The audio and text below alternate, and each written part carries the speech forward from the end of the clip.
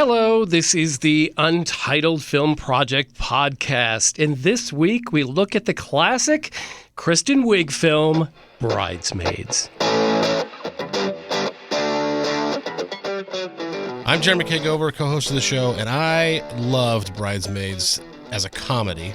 As a film, it's nothing to write home about. That's going to change your life or anything, but I think that they captured so many real-life tropes is probably the wrong word, but real-life things that happen that we can pretty much all identify with in some form or another, and I really love how they made it into a comedic package, and it was just, I loved it.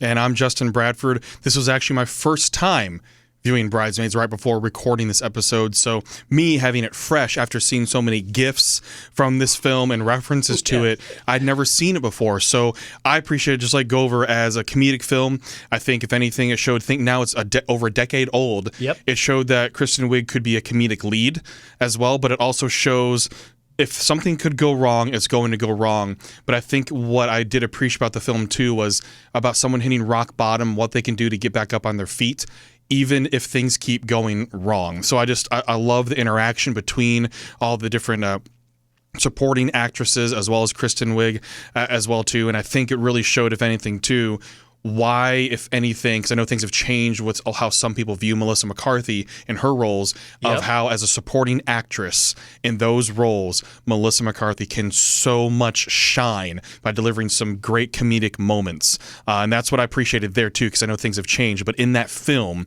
Melissa McCarthy really shined whenever she was on screen. But overall, it was a great movie in terms of comedy with Kristen Wiig. And anything could go wrong, but surrounded by a wedding. This is Jim, and this was my movie that I brought to the table because I think this movie holds up over time. I think this is one of the best cast movies. There are so many people fulfilling roles to the highest potential and beyond. Melissa McCarthy, I believe she got an Oscar nom for her supporting role, and she deserves it. She is so good. And it's pre all the stuff that we know Melissa McCarthy for. You've got Kristen Wiig. You've got the perfect Maya Rudolph, who I think is kind of like the every American, the every person. You've got physical comedy. You've got embarrassing comedy. You've got such subtle comedy from Kristen Wiig especially. She mumbles some things under her breath in this film in a way that I marvel at comedically, because it's not all running through a cake. Sometimes it's just a look, and it's great. Speaking of cake, let's dive in.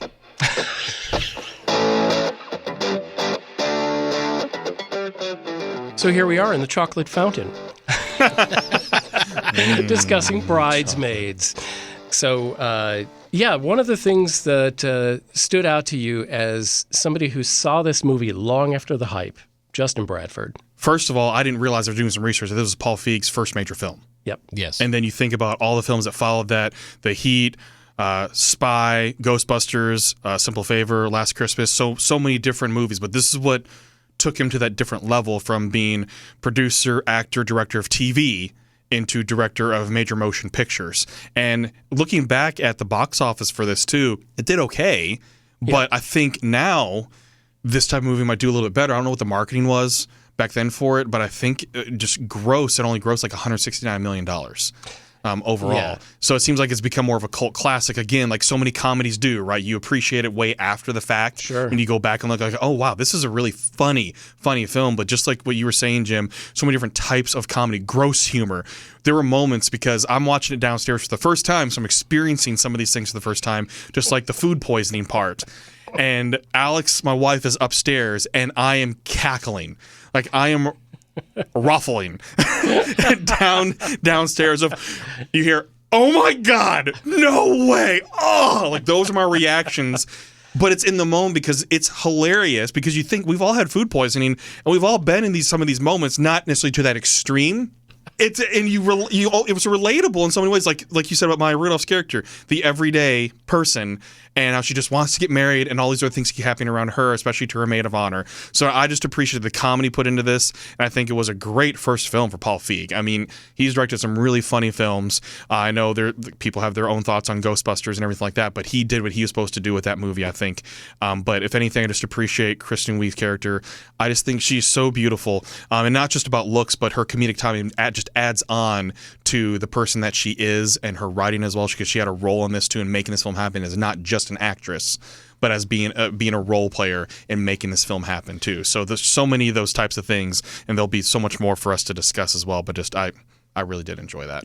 Yeah, my harrowing part of this movie is Kristen Wiig, because if you followed her on SNL at all, you knew that she was a great character actress. Yes, I mean, just a tremendous character actor, and so to see her play it straight, air quotes for radio, yep, and still be as funny, if not more so, because she's so relatable. The situations, you can remember your friend told you a story about that, sounds like that or whatever.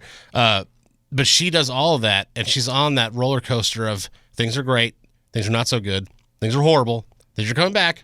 Oh no, things are bad again, and she hits on every one of those. She hits all those notes. Yeah. And she does it in such a way that's not over the top.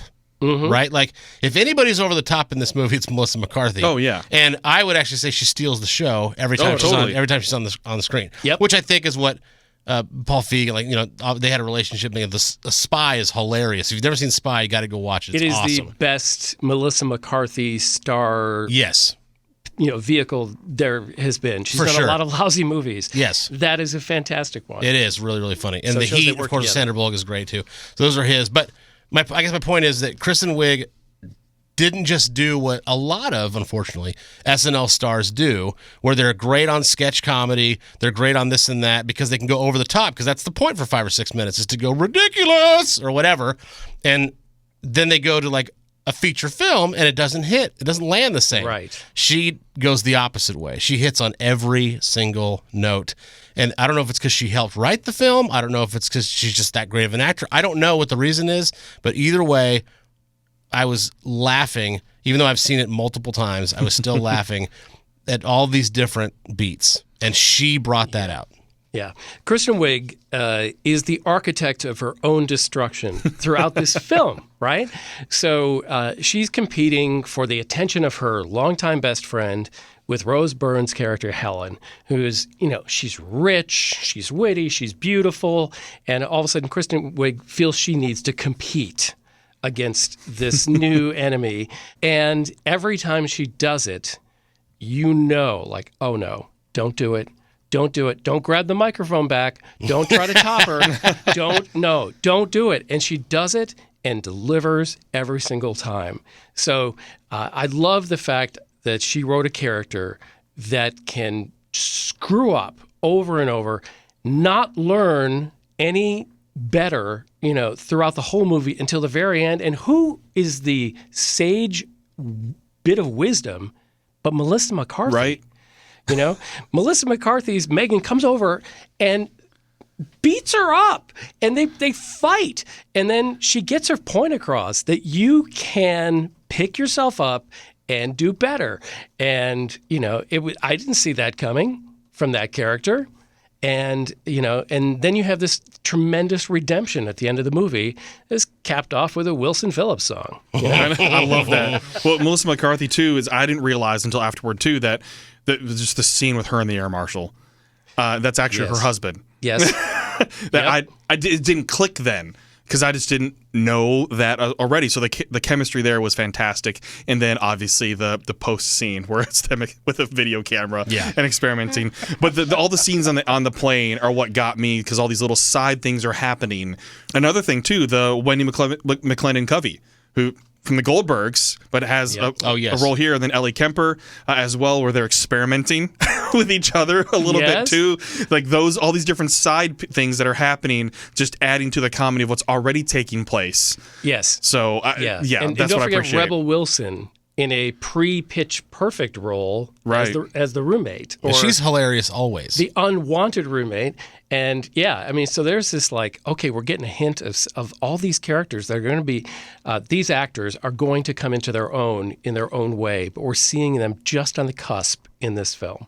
And I love that. And it's such an A-list cast, right? I mean, you mentioned Maya Rudolph, obviously, and all these other great actors, but to me, like John Hamm's in it. We haven't even mentioned him yet. Right. And, he's the protagonist, if you will. I mean, I know What that an Kristen a-hole, Wiig's too. character is kind of both, but he's the protagonist for the male protagonist. And so he's great at that role. Like, he really leaned into that. He did. So everything, and then the cop, which I don't even know his name. I got Chris O'Dowd, the thank actor. you. Yeah, thank you.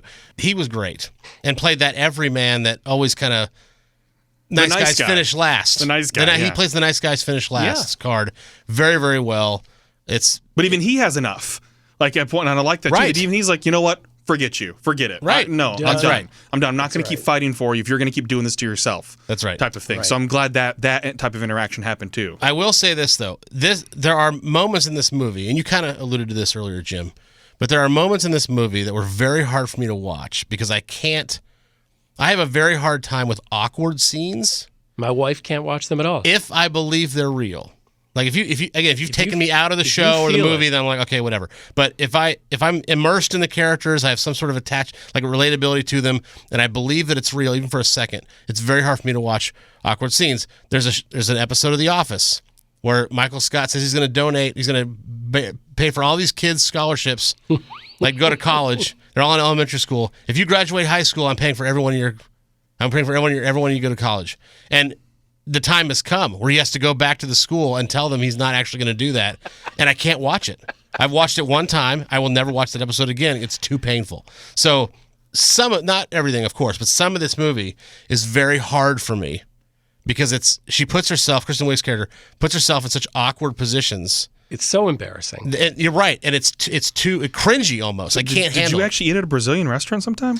No, not that. Oh. No, Did you try on wedding dresses and then poop in them? no, Throw up. no, Poop in the sink. no, Okay, poop in the street? no. Okay. But- Just want to clear that up. Crash through a cake? But they're relatable enough to where I either put myself into that situation, Yeah. or I genuinely feel for the character Oh, totally. on screen, and my heart's broken for them. And so it's a lot very of moments in this movie. Very, where- very hard for me to where watch. You want to shake a character Right. and say, "Don't do this." Like Melissa McCarthy finally did. Yeah, exactly. But how difficult is that, guys? Though, how difficult is that in a comedy to do? you It's to not. We're not care talking about a enough. drama, a walk in the clouds, or what? Right. Some other random movie you want to make. We're not talking about that. It's a comedy, and yet you're still rooting for, and also, like you want to reach in and slap that character senseless because you're like, what are you doing? I think it's kind of a Paul Feig specialty yeah. in the balance. And I mean, he's done like romantic comedy as well. Like Last Christmas is an interesting romantic comedy. Sure. That's where you're feeling for the characters. And then all of a sudden you have this twist that comes up. But I wouldn't say I felt that in Spy, and I wouldn't say I felt that in The Heat. I wasn't like rooting for those characters. I'm like, okay, I'm here for the ride. Well, the different kind of comedies, yeah, but you still start to feel for them. Yeah, In the situation yeah. they put themselves into, it's like, oh man, I hate that for them. I didn't have that awkward sense in those films, I guess is what I'm saying. Well, that's fair, but it depends on the actresses too. I think a comedy that has heart hits funnier. Yeah. Okay. Yes, I agree with that. All right. So if it's all slapstick and it's all goofiness, there's no heart. You're not invested. So and this movie totally brings you in, and you see Kristen Wiig hit rock bottom. I mean, just look at her car and all the scenes of this crap hole of a. I don't even know how old that car is and how embarrassing it is for her to drive it up to, a valet, and then, for it to not start when she's trying to get away from a situation. There's so many things in this that you can relate to and just totally, I think, root for her success. I will get vulnerable here for a second, and Bradford, I'm going to use you as an example. Oh boy. So I think a lot of these are relatable, as in the sense that that Helen. Well, you shouldn't say you assume that the Helen character is just mooching off of the best ideas from everybody, and then putting together this big grandiose plan for Lil, right? So Maya Rudolph's character. So but that's a thing I think that a lot of us can relate to, right? Like where you are Kristen Wiig's character, and you're like, but that's my best friend that you're. Like it's a competition without being a competition, right? Here's my being vulnerable. I have never said to Bradford that, or anybody, because I'm not, but I've never said I'm competing with our mutual friend Gumpy. I've never said that. Okay, but when I get a picture on Facebook that Gumpy and Bradford are on vacation together, like their families, like their wives are right. It's like, wait a minute, I wasn't invited. But he's my best friend, so why wasn't I invited at least? And then you start to realize that, it's because real life is like, I have a kid and a family, and they're just starting out, and all that. So they have more free time, and so it all makes sense without having to even bring it up. Invited next time, damn. See, he doesn't even know I'm about to say it. So my point is that these types of situations with friends, the friend dynamic is very relatable to I think a lot of people. Yeah. Where you're like, okay, well, I can see it. That's painful for her because I can see that because in my own life I've experienced this over here. Or we all know those people who are just cool with people because they're important. They're not really cool people, but they're cool because they're important, and therefore you want to be around them. And that kind of stuff that's a pet peeve of mine. I cannot stand political friendships, air quotes for radio. I cannot stand that. If you're not real, get out. Right. So it's a long-winded way of saying this movie hits on a lot of different chords, strikes a lot of different chords, and that's one of them is that it's relatable to me to watch that friend dynamic because you're rooting for Kristen Wiig's character, but then you're also like, you're shooting yourself in the foot here. You're not exactly setting yourself up for success. So, kind of like Rhodes when after they do hook up, he goes out and he gets all the baking supplies and everything like that to where it is a truly nice gesture, but you're going, how's she going to take this? Right. Because this is a real situation. How many times has someone done something really nice, but with no strings attached. But it doesn't hit right because of the situation that the other person is in mentally, where they're at as well. It just doesn't hit the way you expected it to by no fault of anybody. Right. But it just completely misses because he meant everything good by it, but he went too far with that because of where she was at as well. So this is one of my little things that, not necessarily negative, but it's something that I wish would have been wrapped up a little bit more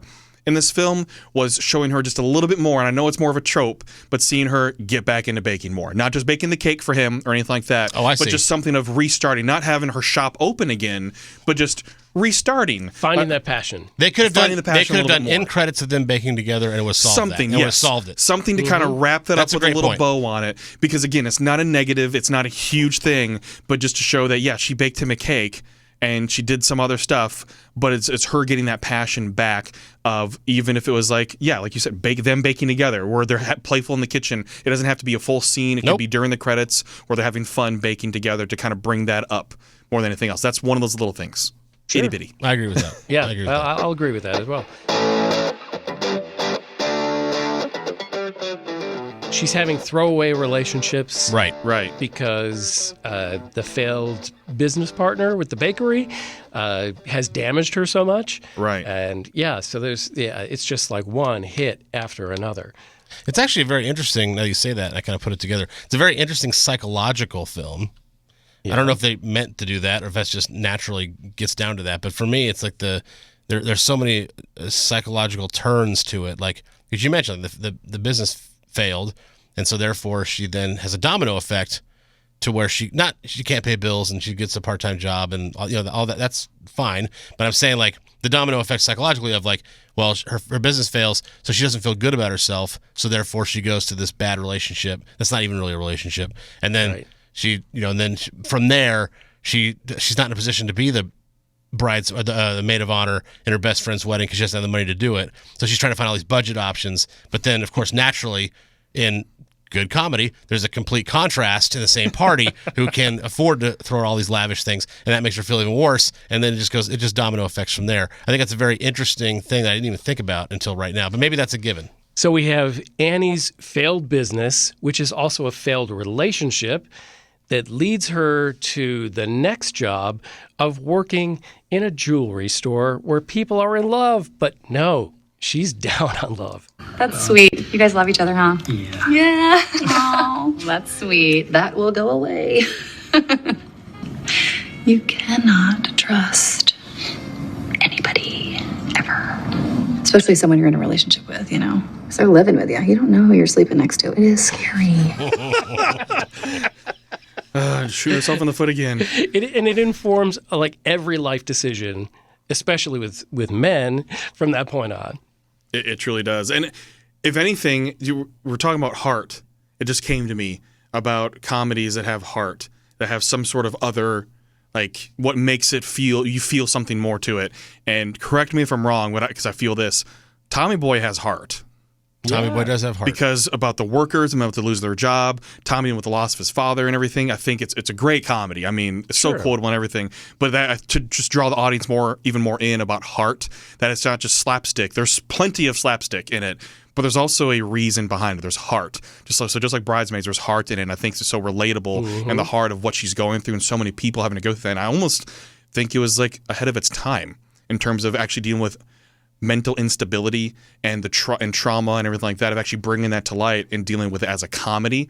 Bridesmaids, I think, especially over a decade ago, you didn't have as many movies dealing with that could be hits, especially with an all-star cast now and dealing with some of these things that she's dealing with and have it hit as much as it might even hit even more now because it's still even more relatable with all the trauma that so many people are going through that are willing to talk about it now as well. And how rare a female lead character doing that job and doing it well. Yes. And a female supporting cast. Yeah. Absolutely. I mean, this is a air quotes radio chick flick, so to speak, because most of the people that I know that went and saw it were women. Right. Okay, because it spoke to them and this and that, and that's great. But that doesn't mean that it's only for women. It's a hilarious movie. It's universal. But I will say though, to your point though, Justin, is that I think if it were to come out, let's say in 2023, it would be looked like it was not forced, because again, it's great, but it would look like that was the point, was to have a mental health message or something, packaged. The writing in would this change movie. a little bit too, for sure, right? Now. But what I'm saying though is it's almost better that it came out when that wasn't top of mind. It wasn't this whole big issue. It wasn't. I mean, it was an issue, but I'm saying it wasn't like like in news. It wasn't in media everywhere. Yeah, it wasn't highly discussed. It wasn't a message movie. It wasn't a pamphlet of the week TV show where was relatable. Okay, this week we're going to talk about mental health, and it just was a natural part of the story. And that's always makes it stronger. Totally, 100%. Always, I agree. Should we go around the room? We shall. Let's give this movie Bridesmaids a score. What is your score, Justin? Why are you coming to me first? Fine, I'll go first. Okay. Twist my arm twice. 7.5 for me. 7.5. I really enjoyed the movie. I thought it was really, really great. It's not a perfect movie by any means, but it's still hilarious. It's highly rewatchable. It's relatable. The characters were great, and there's just so many things I really, really liked about it. But again, how high can you really give us, a comedy? I mean, really? So obviously, out of all of us, I think Gover overall, though, it takes a lot for him to get anything above an 8. I better get something out of the film. And that's okay. Everyone has our personal rating scales, because I think what you're gonna almost have is a scale of like, well, Justin's this is similar to a Gover this, Everybody's and a Jim scale this is is similar to a translation. Gover this. Yeah, almost a translation tool. Yeah. Like you would put a marking layover, for inches to centimeters type of thing. The metric system. I just want to put it because it is funny. Like 7.5 is pretty good for Gover. Like that's pretty darn good, especially for a comedy as well. I mean, I can't think of a 9 or a 10 comedy. See, and that's why I wanted to address that. Okay. That's what I wanted to So address. it's very meaningful. I am going to up it, and I'm going to give this movie an 8. A Jim 8 is pretty good, especially for a comedy. And it's because it is a comedy with heart, with characters I care about. No, it's not the perfect film.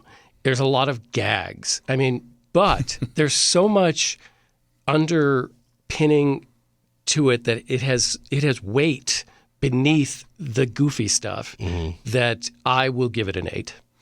And for me, Justin, I'm giving it an 8 as well. And the way that I'm rating movies is how enjoyable it was for me, what I think of as a film, not comparing it to others as well. But it's 8 because it has heart, made me laugh out loud multiple times, made you care about the characters overall to where you really felt for the characters. You felt what they were going through. You cheered them on. You're going, oh, don't do that. You actually feel like you're communicating even through your head with these characters. You want them to end up doing well, and you want the happy ending of some form or fashion. You cheer for Rhodes. You want him to do well because he seems genuinely like a good person that just wants the best for Kristen Wiig's character as well too. So all those things together make it an 8 for me, which I think it's a good movie. Like, it is a really good comedy movie with more than just comedic moments, but something that I think has rewatchability because of the comedy, but also because it has heart, makes you feel something. You can end the movie with a smile. I mean, it's hard to not end it with a smile with the song at the end too. So, Wilson Phillips, come on. Now, Jimmy, I believe you have this week's question, and I'm actually really nervous about this one because you, off air in our little text chain that we have called Movie Dudes in my phone, you said you had a good one and you've been hyping it up all week, and so I'm very, very excited, but also nervous to hear this. What is your question for us this week, sir? All right. Do you want the slam dunk? Or do you want the weirdest one first? Now, I'm going to save the weird one. No, yeah, save the weird one for last. Okay. Yeah. I'm going to go, this is a slam dunk. If any of you disagree with me, I shall fight you. Well, wait, what's the question? What's the question? The question is, that would help. Let's not get ahead of the fighting. That would help. Yeah. He's ready to roll. Name the sequel that is better than the original movie that spawned it. Okay? So, I mean, it could be 2 or 3. If it was a franchise that ended up making 6 of them, it could be one of the later ones. But Pirates of the Caribbean is what you're saying. Yeah, if you like the 6th one best, that would count. If you want to go that route, I 17th stuck with the second movie made. Great. Fair. Okay? But you guys can go any way you want. But it's fair game. Here it is. Terminator 2 Judgment Day. Okay? Oh, that's a great one. Yeah, that's a good one. Terminator, fantastic movie. Low budget. Early James Cameron. And some bad acting, I and might some add. really bad acting. Okay? But an amazing movie. Terminator 2 Judgment Day is that franchise to perfection. Okay? You've got Arnold Schwarzenegger switching from villain to... Which he was in the first film. First one. It's important to know that. Yes. Spoiler alert. He becomes the good guy. If you haven't seen it by now, I don't want to hear about it. If you haven't in the last 30 years, tune this out. So we have a role reversal of Arnold Schwarzenegger. We have a new villain in the metal, next version of the Terminators. And you have Sarah Connor, who has gone from this, like, really nightclub damsel in distress, doesn't know squat role into badass woman. Okay, she has become the leader of the movement. She has been like hardened and steeled by all the horrible things that happened in the first Terminator, and since then. And has become a completely different character, one that leads the movie. So I absolutely think Terminator 2 Judgment Day is way better than the original. Robert Patrick, by the way, is the metal. Yeah, the metal. Yeah. I just want to make sure that he gets his credit because he probably doesn't have done a whole lot else. I know. He had a little X-Men stuff. Yeah, but that was about it. Yeah, so I want to make sure you give him his due. Okay. All right.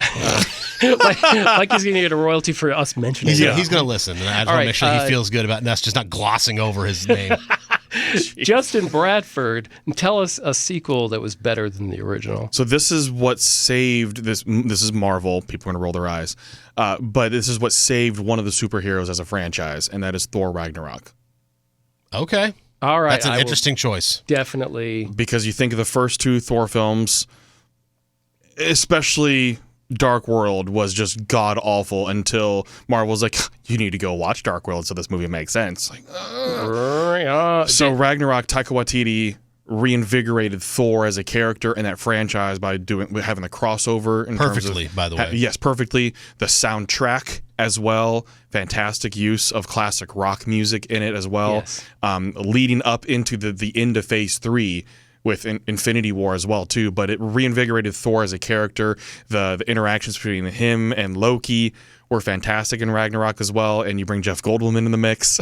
Yeah, I mean, too, then you have something. Totally. Yeah, and I heard Chris Hemsworth would not do the movie if it didn't take a lighter turn. Yeah. So I respect him, and Taika Waititi did a fantastic job of making that a fun character instead of a self-serious character. Yes, make Thor fun, because when you have the Kenneth Branagh versions, they weren't as fun. I mean, and it was bad. I mean, Dark World is really bad, but even the first one is like, okay, we're getting an introduction to Thor, but it still wasn't that good. It gets it's mid. It's mid for me. When you compare it to so many other origin stories and so many other Marvel films, for me, it's mid. So Ragnarok reinvigorated Thor as a character, because now Chris Hemsworth is like, I'll be Thor however long you want me to be Thor. Exactly. So I like that. Thank you. Good choice, Justin. Jeremy, you got to tell us the movie that's better than the original. Well, in my assumption, I'm going to say nothing that shocks anybody right here, and that's Empire Strikes Back. Well, that was my number 2. It's I was waiting for that. Yeah, it's my favorite. I'm actually surprised you guys didn't lead with it. Why would I leave it? I would let you have it. Well, I appreciate that. Thank you so I didn't much, leave it Sweetums. because I don't agree, but go ahead. Oh! Controversy! All right, so Empire Strikes Back is my favorite Star Wars film of the entire saga. Rogue One, Revenge of the Sith, those are up there, but Empire Strikes Back is uncontested, in my opinion. And therefore, by default, it's better than A New Hope, which is, of course, episode 4, which was the first movie. Okay, so before Jim strikes back. Yes. Wow. Can we take that What? out? 5 points. Do not take that. Let's take that 5 out. points to Justin Bradford. That was, for, and that you was- reached for that, too. Yeah, that was yeah. the crazy thing. Go ahead. Yeah. I didn't hit me until it hit me. Go ahead. Unlike when a stormtrooper fires. All right. Okay. Bad aim. Let's get back on track. Yes. This is still Star Wars.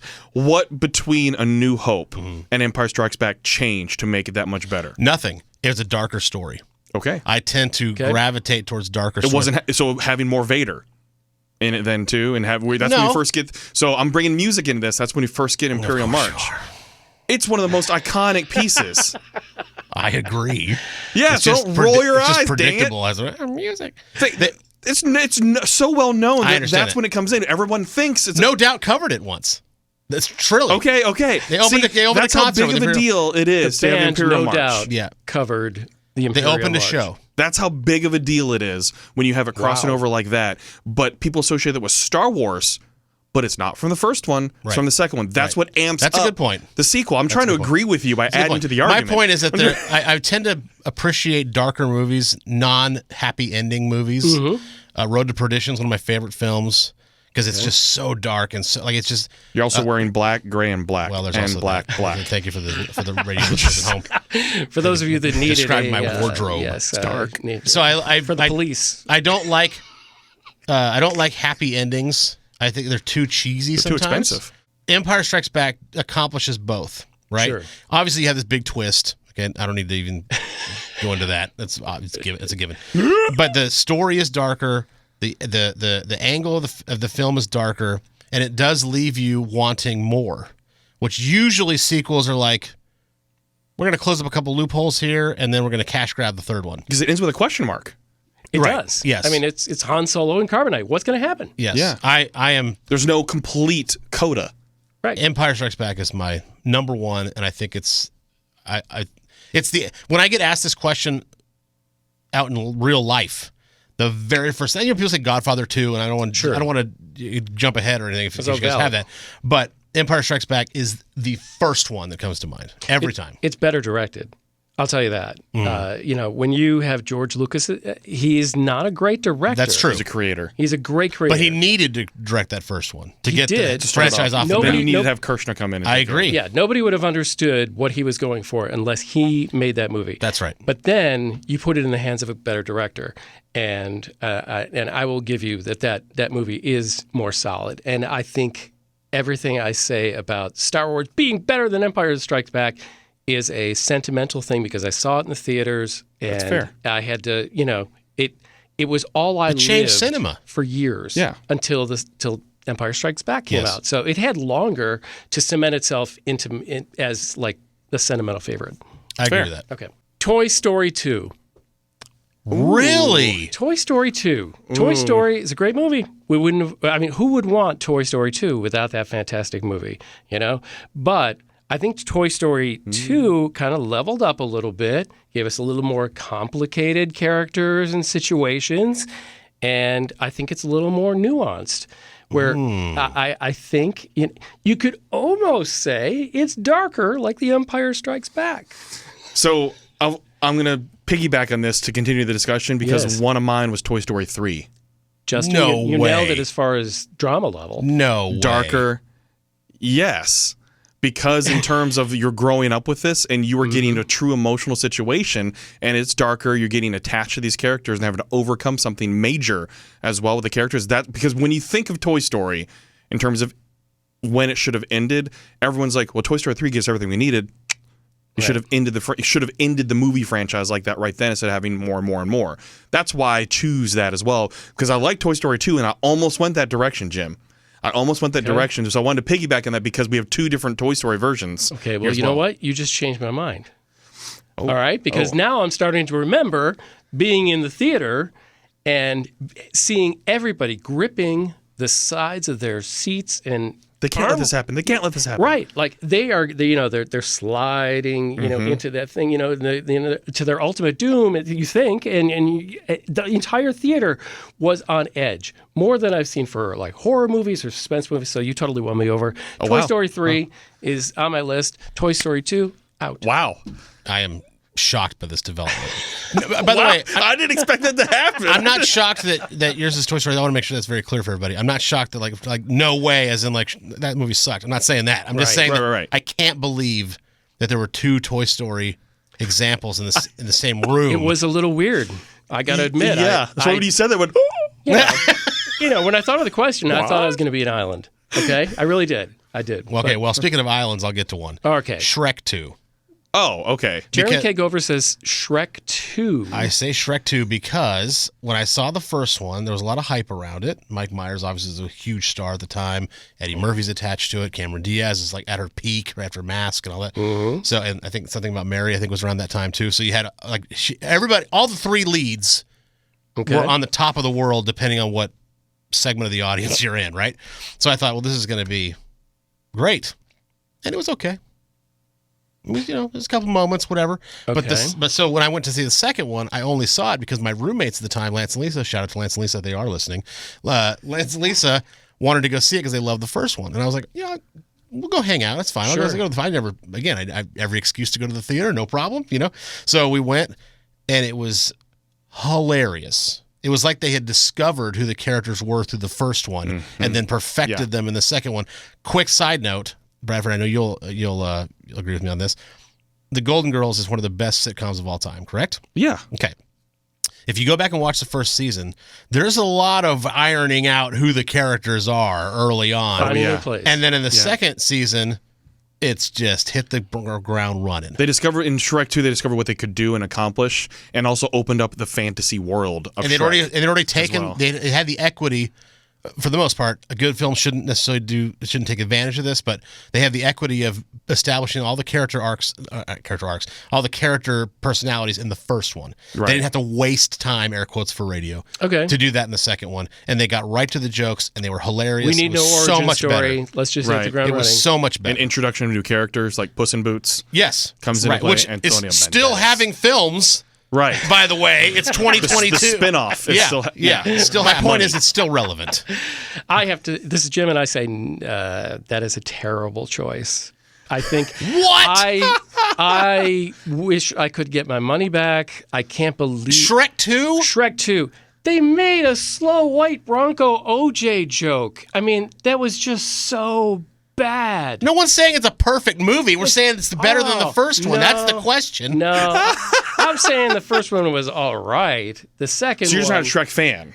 It was all right. But okay. The second one... I swear to God, if Revenge of the Nerds is on your list, we're going to have a... I was looking at my watch the whole time. When is this thing going to be over? Really? Okay, this is a legit question. Who did you go with to the first one? Did you go with family? Like, I'm trying to... Fly solo? Family the first time. The second time, extended family.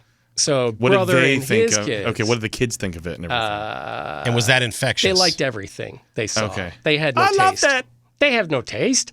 The rest of us adults were like, I don't know. So even the other adults did not care for it as much. Nope. Do you think it's become more of a... Because what I see on TikTok now is Shrek stuff still. Like the giant Shrek dancing. like Shrek, sexy dancing. Like Shrek's still relevant in pop culture to people that were not even old enough to watch when it first came out. For instance, I was working in Special Olympics Tennessee opening ceremonies, and one of my coworkers had her son, who was just under 2 years old, watching the first Shrek on a phone. Okay, very different. It's still like, and it's still so it still has relevant carrying with what it does as an animated film because it's just fun. So I guess the question is it because you saw it as an adult and not as a younger person? Or is a 2-year-old just going to be fascinated by any bright, shiny object in front of them, whether it's a phone or a screen? And it is animate. It's visually entertaining. If you don't, if you're that young and don't understand what's going on, it's kind of like the Chris Farley Chippendale sketch on SNL. If you put that up on mute, it's still hilarious. So you don't need to know context. So I think with Shrek, it's one of those things that, like you just said, it's visually stunning, has lots of jokes to hopefully have that balance for adults and children and everything too. I'm sorry, you guys. I will not give up. I will not die on this hill. No. I'm okay. I'm okay with it. I know you are, but this over here. There's nothing I enjoy more than being passionate about the stupidest things. Shrek. Okay? All right? So I'm going to do that. Better out than in, I always say. I will die on the dumbest hill you can find. Okay. And I say Shrek 2, piece of crap. Okay. Fair enough. Then I can't wait to hear your third one, Jim. What is it? Yeah, this is one we've been waiting for. All right. This better be good. It's going to blast my Shrek 2 and then give me garbage. I'm going to hit you with the art house stuff. Oh. So you haven't, you might not even have any ammunition. You have my interest. Okay. All right. So it's the movie Before Midnight, starring Ethan Hawke and Julie Delpy.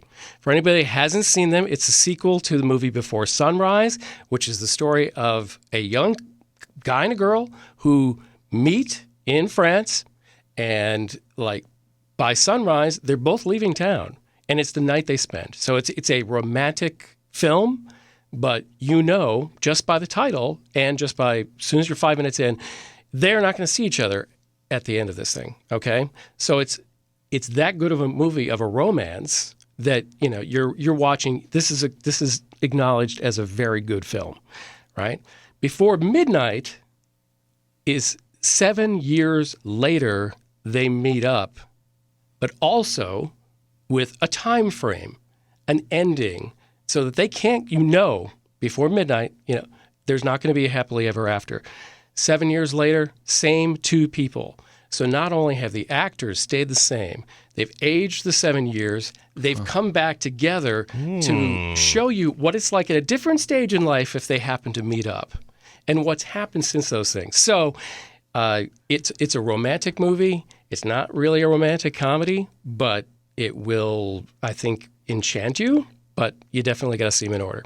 Was that the plan all along, for them to have a sequel that far out and plan that with the actors? Do you think it was even discussed? I wish I knew, but I will tell you this.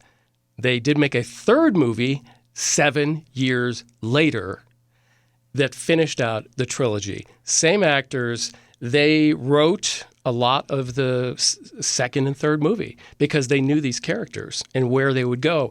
And so just like the romantic characters, they as actors are coming in and helping to write what the next chapter is. It was a 14-year project? Yes. Wow. We're getting Ethan Hawke on the show. That's impressive. We're going to ask him about this. Or Delpy. Yeah. So, Before Sunrise, see the first one. Okay. I think you'll really like it. And the second one was even better. I like that a lot. Can you follow that? That's the question. Hell no, I can.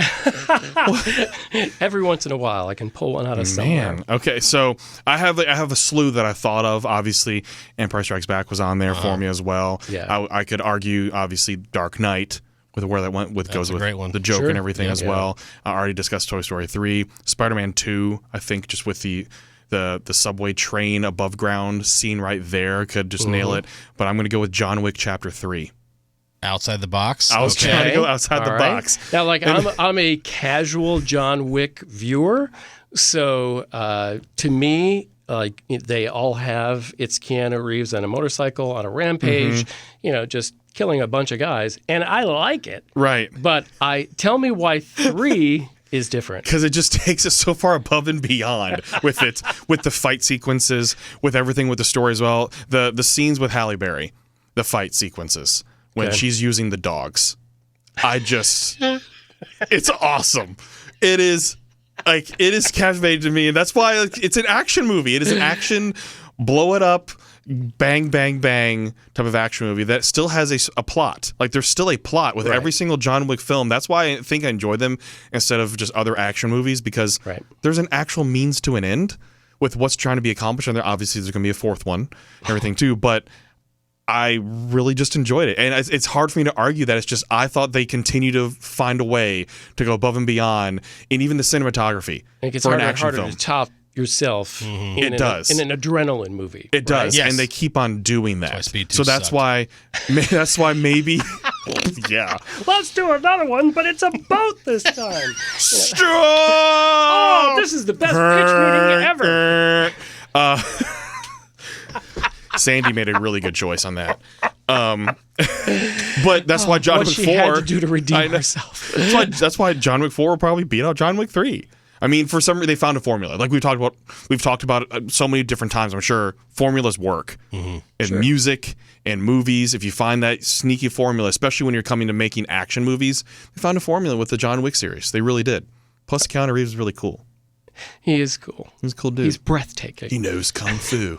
Well, my number 3, I'm now self-conscious about because Jimmy stole my shine on Shrek 2. But you had me in between. Because I appreciate that. You got a buffer, Good looking out. and I've got the claws are retracted. So Jeremy, please. Maybe for 5 more seconds. Okay. Because my last one is Austin Powers 2, The Spy Who Shagged Me. God! When I went to see the first one, when I went to see, we'll see that sarcastic in a second. When I went to see the first movie, it was the same thing.